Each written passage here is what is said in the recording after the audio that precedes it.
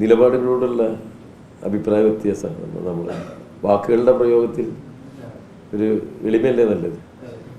അപ്പോൾ നമുക്ക് ഇത് കേന്ദ്രം ഭരിക്കുന്ന കക്ഷിയാണ് ബി ജെ പിയുടെ വളരെ തീവ്രമായ പല നിലപാടുകളുമാണ് നമ്മുടെ സമൂഹത്തിൽ ഇപ്പോൾ ഈ പ്രതിസന്ധി ഉണ്ടാക്കിയിട്ടുള്ളത്. ഈ തെരഞ്ഞെടുപ്പിനെ തന്നെ ഒരു തെറ്റായ വഴിയിലൂടെയാണ് BJP നയിച്ചു കൊണ്ടുപോകുന്നത്. ഇവാഞ്ചലിക്കൽ തെരഞ്ഞെടുപ്പിനെ മതവൽക്കരിക്കുക. ഇത് ഈ നൂറ്റാണ്ടിൻ്റെ തുടക്കത്തിൽ പല പടിഞ്ഞാറൻ രാജ്യങ്ങളും നടപ്പിലാക്കിയിട്ടാണ്. തീവ്ര വലതുപക്ഷവൽക്കരണത്തിലേക്കുള്ള തിരഞ്ഞെടുപ്പിൻ്റെ ദുർവിനിയോഗം അതിനെ ഇവാഞ്ചലിക്കലുമായി ലിങ്ക് ചെയ്യുമ്പോഴാണ്, മതപരമായ വീക്ഷണത്തിനെ പ്രഥമ വീക്ഷണമാക്കി മാറ്റുമ്പോഴാണ്. അത് ഇന്ത്യയിൽ ഇപ്പോൾ നടന്നിരിക്കുകയാണ്. പ്രധാനമന്ത്രിയുടെ പ്രസംഗങ്ങൾ നോക്കിയാൽ കാണാൻ കഴിയും. ഒരു മതത്തിൻ്റെ വക്താവായിട്ടാണ് പ്രധാനമന്ത്രി നിൽക്കുന്നത്.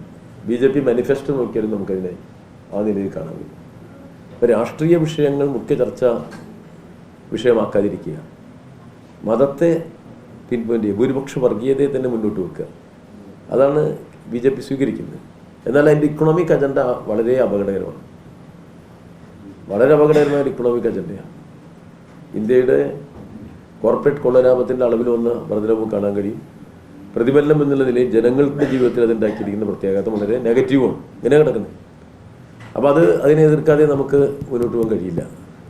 അപ്പോൾ BJPക്ക് ഇന്നത്തെ ഇന്ത്യയിലെ ഭരണകക്ഷി എന്നുള്ള നിലയിൽ സ്വാഭാവികമായിട്ടും BJPയെ അതിൻ്റെ നയങ്ങളെ തീവ്രമായിട്ട് തന്നെ നമുക്ക് എതിർക്കേണ്ടി വരും. എന്നാൽ കേരളത്തിൽ ആവുമ്പോൾ ഇവിടെ ഇപ്പോൾ BJPയെ പോലെ തന്നെയാണ്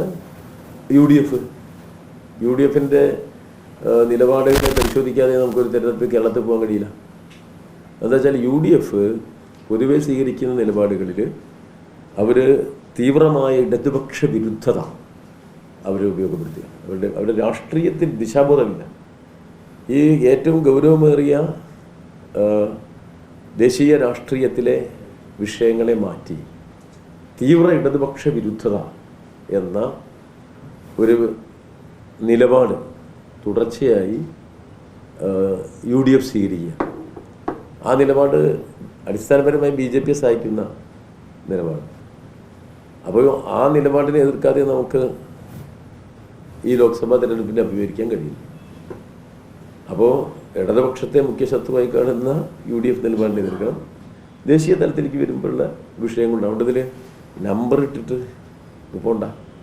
നമ്മൾ ഈ വിഷയങ്ങളുടെ തീവ്രതയിൽ രണ്ടു കൂട്ടരെയും ഒരുപോലെ സമൂഹത്തിൽ തുറന്നു കാണിക്കേണ്ടതുണ്ട്. അത് രമേശ് ചെന്നിത്തല നല്ലൊരു തമാശക്കാരനായതുകൊണ്ട് ഇടയ്ക്കിടയ്ക്ക് ഇങ്ങനെ പ്രതിപക്ഷ നേതാവ് പലതും പറയുന്നവരാണ് അദ്ദേഹം. അദ്ദേഹത്തിൻ്റെ രാഷ്ട്രീയ അജണ്ട പരിപൂർണമായി CPM വിരുദ്ധമാണ്, മുഖ്യമന്ത്രിക്കെതിരാണ്. ഈ ഇന്ത്യയിൽ നടക്കുന്ന ഒരു കാര്യത്തിൻ്റെയും ഗൗരവം ഉൾക്കൊള്ളാത്ത ഒരാളാണ് കേരളത്തിലെ പ്രതിപക്ഷ നേതാവ്. എന്താണ് രാജ്യത്ത് നടക്കുന്നത് എന്നതിൻ്റെ ഗൗരവാവസ്ഥ മനസ്സിലാക്കണ്ടേ? ആ ഗൗരവാവസ്ഥയെ ഉൾക്കൊള്ളാത്ത ആളാണ് കേരളത്തിലെ പ്രതിപക്ഷ നേതാവ്. അത്തരം ആൾ നടത്തുന്ന ഒരു പ്രസ്താവനയാണ് ഇതിൽ നമ്മൾ കണ്ടത്. ഇതൊക്കെ വിഷയങ്ങളെ ഡൈവേർട്ട് ചെയ്യാൻ വേണ്ടിയിട്ട് ഇടയ്ക്ക് ചില ഇത്തരം പരാമർശങ്ങൾ നടത്തും. അപ്പോൾ പിണറായി വിജയനെ അറിയുന്ന എല്ലാ ആൾക്കും അറിയാം. കേരള മുഖ്യമന്ത്രി കാര്യഗൗരവത്തോടു കൂടിയാണ് വിഷയങ്ങളെ എപ്പോഴും അദ്ദേഹം കൈകാര്യം ചെയ്യും.